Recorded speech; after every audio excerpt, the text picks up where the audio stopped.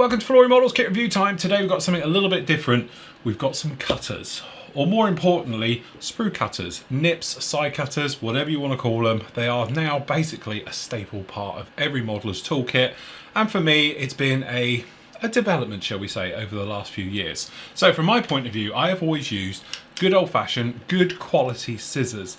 The reason I love using these particular types of scissors, these are made by Friskus, is they will cut through anything. So it doesn't matter if I'm cutting paper, sprue, or anything in between, they tend to do the job really well. They'll even do thick photo etch, like these types of parts. Okay, so from that point of view, they are pretty much general everyday scissors. And to be honest, I've come along and shown you for many, many years my scissors doing a damn fine job at cutting through sprue with minimal cleanup, pretty good cutting, no problems at all. Little sand over and you're good to go.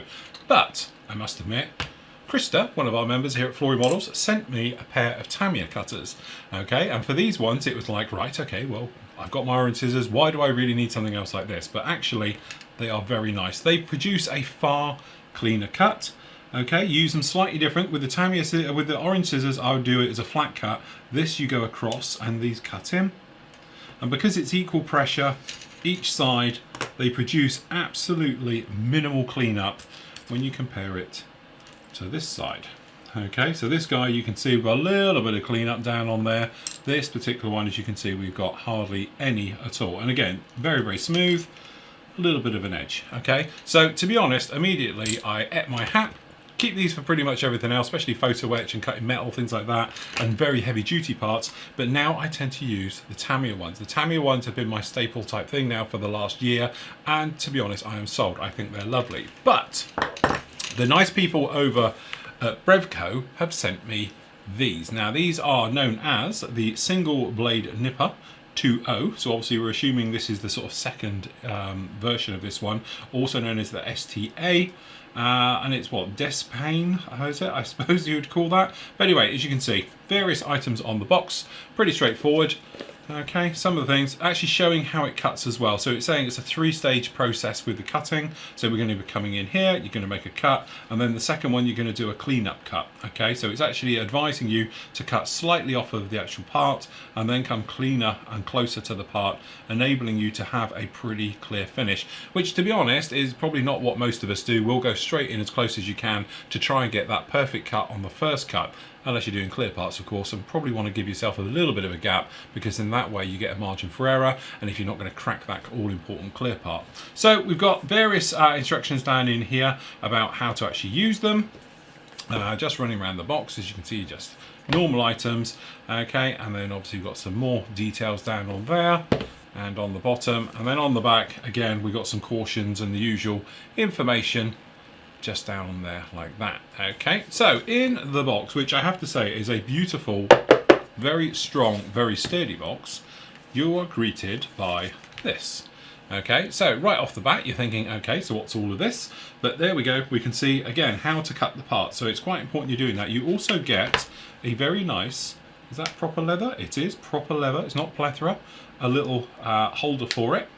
Okay, and then if we delve a little bit deeper, as we can see, we're greeted by the nippers in here like this. So if we can get these out, if I can get them out, come on, there we go. Beautifully done. We've got a nice soft textured grip, very reminiscent to the other one. The spring's quite strong, to be honest. We've got a spring running down in here. It is quite a strong spring in there. We've also got this little guy at the top, which is a little screw, and that's where this tool comes in. We can get it out. Got it flying around.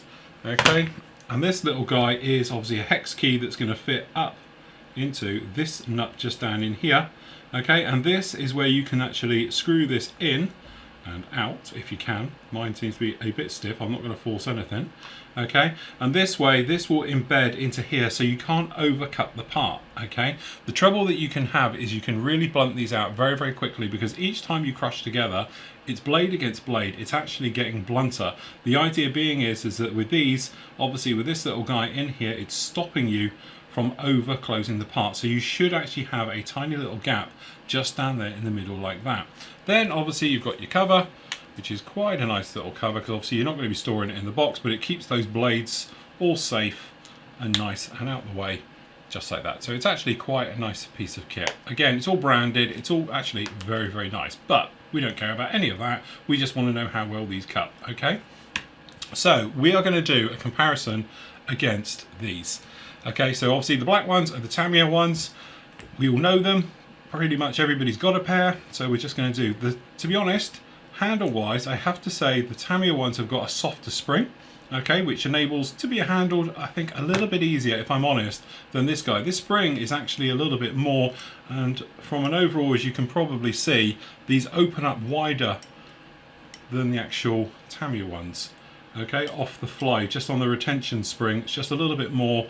It may be, if you've got big, huge hands, you're fine, but if you've got smaller hands, you might find that a little bit of a problem. But these have actually got quite a bit of, the spring is a little bit more tense. Okay, this spring is not, this one's very, very loose. Okay, so again, cutting parts is going to be an easy thing with this one. Okay, so generally side-by-side comparison, there's not much in it. It's literally horses for courses. It depends what you're going to be used to. Blade size, as you can see, we've got a situation down here where obviously the Tamiya one on the right's got a longer blade cut than obviously the one here on the left. That one's got quite a small cut, but as you can see, it's got a finer bite, a lot smaller bite than actually you can see down on the other half. So the all-important testing. To be honest, getting used to this as in a two-cut process is quite important. Okay, so what we'll do is we're going to take this prop here and we're going to do the first one as it says in the book. So we're going to leave a little bit of room on both. Okay, part falls out. So to start with, as you can see, just down in here, we've got this little tab here, and we've got this little tab just in here. Okay, so second one, it says you can come in very close and then snip, and we are left with not a total flush cut, but we're pretty close. Okay, and then this one here, we're going to come in and go down, and we are extremely close on there like that. It's actually pretty good cuts on both of those. So let's do exactly the same one over here with the Tamiya one. So I'm going to do this one as well as two separate ones. Okay, so that's with that one. Let's keep those together. Okay, exactly the same cut with this one. And then up here at the top. Okay, and then we can do a side by side. So I'll tell you what, because we've been doing it right and left. Okay, so the Tamiya one has got a little tiny edge in there, exactly the same. And then obviously we've got this one. To be honest, I would say there's not a lot in it. They both got just a little bit left over, a little bit in there just like that. Okay, and then on the top, pretty much flush. To be honest, there's nothing really in it between the two. They are very, very nice and very, very accurate, which are far better, to be honest, than these are. Okay, but generally very, very good cuts, no problem with that whatsoever. Okay, so let's have a go at something else. Let's try and do this little bomb. Okay, so again, we're going to overcut with these. Straight through. Straight through. Okay, we're going to test this again. So we're going to come up right on it to it, just to see exactly what we got. And we're going to go right through. I'm going to go right through. Small little edge on there, to be honest. And then if we do it again, this is obviously with those, and let's just come in with here.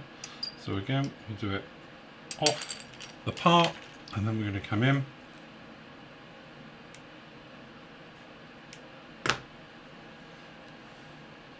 And then there we go. Very, very difficult to call between the two. I think, if I'm being totally honest with you, I would say the Tamiya one is probably got in there just a little bit closer. Okay, I would have to say, I think they have. Again, it's one of those things where, obviously, I'm used to using the Tamiya ones. I use them every day. I don't have a problem with them. They just cut through and away we go. These particular ones, as I say, I've only literally been using these for the last couple of days just to see how they go. Okay. The only thing is, these little tiny ones, they do seem to have a slightly finer blade than the other one. So I'm thinking that if you are coming in to be cutting through various things, like right off the bat, like this little guy, it's a lovely clean cut on both sides. Yeah, if we do the Tamiya one, you can probably see how much white is on this one where it's stressing the plastic. Okay, again, let's do it with these. You can just come in. You can see how clean that actually is. It's basically still like plastic, where the Tamiya ones, as you say, it's stressing. So what this actually tells you is that these little guys are physically cutting from the start right to the end. Okay, so it's slicing it off very, very cleanly, where what's happening actually with the Tamiya ones is it's getting to this point and it's going through and actually it's snapping it, it's squashing it and popping the top off. And this is where the difference is between the two, okay? And to be honest, unless you do your homework on this, like I've been doing with these, you're never going to probably notice it, because day-to-day stuff, when you're cutting, you're just taking parts off the sprue. But actually, the downside I found with using Tamiya ones is it crushes cuts. So these particular blades, they're coming together and literally it's like a guillotine effect, and it's causing pressure to push the part away and not actually cut through it. The difference with these things, and this is the lovely thing about them, that these continues the cut from start to finish. So when you're coming through, it actually feels like you're cutting through a soft sort of, cheese or something else like that, because you're physically cutting all the way through, and at no point does it actually release. So it's not like it's actually pushing it away. And this is the difference between, don't know how well the camera's going to see it, but these blades, the angle of them is quite strong, where these are very, very thin. So when you look at them on the cross section, there's probably only, I don't know, maybe 3/4 of a mil. Where these guys, obviously you can see it goes right up, very, very thick, to 2 mil. So what's happening is when you're cutting through sprue, especially the bigger parts, all you're doing is tearing it apart. So that's actually what the Tamiya ones are doing. Small little parts, obviously it'll cut straight through, but very quickly when you start getting into thicker sprues, it's actually tearing it apart. These little guys cut from start to finish.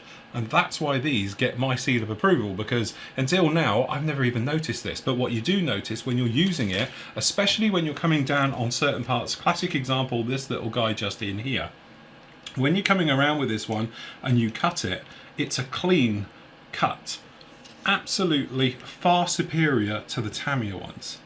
So again, if I just go round, we'll do one and I'll show you on the other. This one, as you notice, there's no white marks anymore. Hopefully you can see that.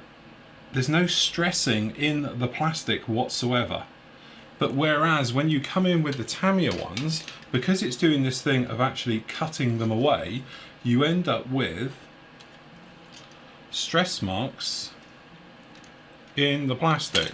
So as you can probably see it here, it's white on the edge, and you've got a little bit of white, and actually it's pulled a little bit of the actual material out of the middle.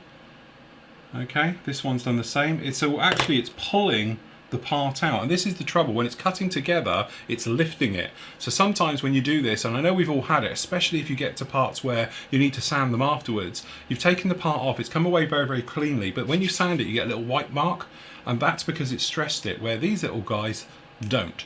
Okay, the other nice thing with these guys as well is that obviously you've got this little retaining screw which stops you from over biting. So it's not going to blunt every time you hack through that sprue. It's not going to get to the metal side and then actually be blunting the blades by touching together, whereas actually these have. And to be honest with you, this down in here, I've got slightly out of the bottom. You might see I've got a little mark in there. I'm pretty sure that's because I've overstressed it and I've come together too hard and it's actually just bent it slightly. I'm not saying it's a problem or anything else like that, but yeah, it's definitely is a little bit of a problem. But when you get through to the thicker sprue, so if we just show you here, okay, big white marks where it's stressing it and it's cutting it. This thing, nothing hardly there. You got a tiny little bit, but it's nothing compared to obviously what the Tamiya one's doing. And this is where these actually come, and it's beautiful because when you cut through, it's such a nice slicing motion. It's not pinging it off. As you notice, you see how this pings off? This little guy, when you cut, and this is going through really, really thick stuff now, you can see how the part doesn't fly off, it just sits on there. And it's not just a fluke this, it's actually what it does. And again, you see how these just, the difference in that cut every time. Big stress marks. And then obviously with these guys, no stress marks. So that's it. Weirdly enough, it's one of those things where I think for 99% of us, all hacking through sprue and all the rest of it, you're never going to notice the difference. But if you do want something with a little bit more quality, a little bit more refinedness, and certainly on the smaller parts, something's a little bit more delicate, I think you're actually going to love these. One of the things I love about this as well is when you're taking very, very small parts off the sprue, and when we're talking small parts, we're talking tiny ones. You know that thing when you cut through and they ping off and you never see them again? The great thing with these is obviously you put the part on, it cuts it, and it just drops down. Again, it's a clean cut. It's not putting pressure, so parts do not fly off into the sunset to be eaten by the carpet monster. So from that point of view, I have to give these a highly recommended. They are definitely going to be going into my arsenal for my various tools that I use and everything else like that. Obviously, I wouldn't be hacking through everything with these things. I think they are quite delicate, but definitely I think well worth the investment if you want to spend a little bit on something like more of a quality tool, something that's working for you instead of against you. Because until now, to be honest, I've never noticed the difference. But actually, after seeing a side-by-side comparison, it shows really how sort of, you know, awkward perhaps the Tamiya ones are working, the way they're hacking through, putting pressure on the part and then tearing the part apart. So again, you just look at these white-ended parts, you know, like this end, and then you look at the other end where obviously we use the other one, and it's just nice, clean. You can tell which one was cut with straight away. Clean cut, rip cut. Okay, and again, when you feel it, you can just tell how it's been torn apart and all the rest of it. These little guys are lovely. Very, very nice. So there we go. We do have to thank Brevco for sending me these. I am absolutely in love with them. I think they're a great product, so I'll give them a highly recommended.